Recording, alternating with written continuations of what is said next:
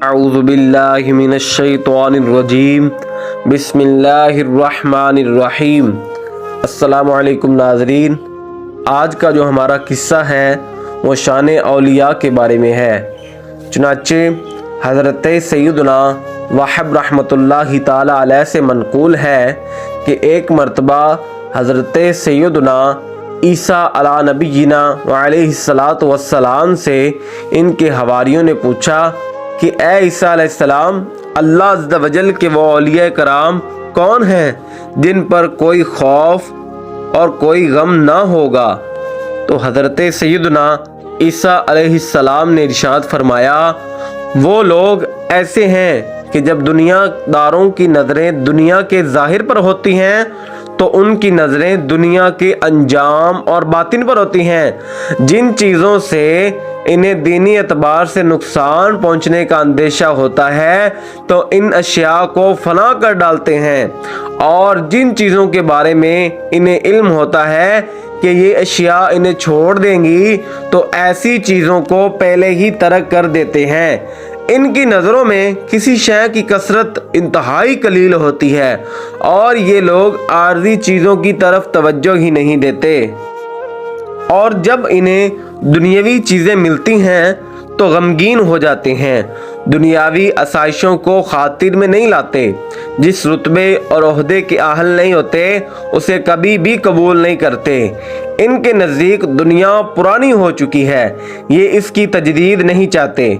دنیا ان کی نظروں میں کچھ بھی نہیں، یہ اسے کوئی وقعت نہیں دیتے۔ خواہشات ان کے سینوں میں دم توڑ چکی ہیں، دنیا کو ترک کرنے کے بعد دوبارہ طلب نہیں کرتے بلکہ اخروی نعمتوں کے خواہش مند رہتے ہیں۔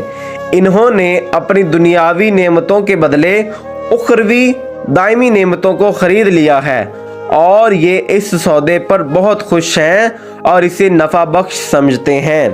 جب انہوں نے دیکھا کہ اہل دنیا کے حصول کے لیے دوسرے سے دست و گریباں ہیں اور دنیا انہیں دھتکار کر چلی گئی تو انہوں نے موت کی یاد کو اپنا مشغلہ بنا لیا اور زندگی کے متعلق غور و فکر ترک کر دیا۔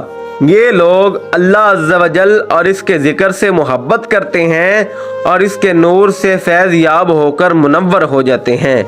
ان کی باتیں عجیب و غریب اور ان کی حالت حیران کن ہوتی ہے۔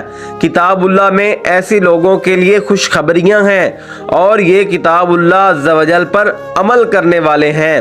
قرآن حکیم میں ان کی صفات بیان کی گئی ہیں اور یہ قرآن پاک کی خوب تلاوت کرتے ہیں۔ ان کے متعلق قرآن کریم میں معلومات ہیں اور یہی لوگ قرآن پاک کو صحیح سمجھنے والے ہیں۔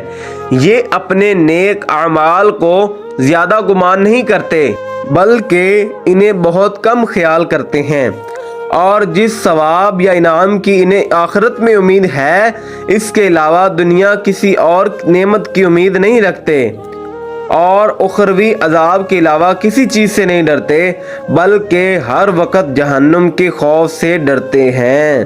اللہ عز و جل کی ان پر رحمت ہو اور ان کے صدقے ہماری بے حساب مغفرت ہو، آمین بجاہ النبی الامین صلی اللہ تعالی علیہ وسلم۔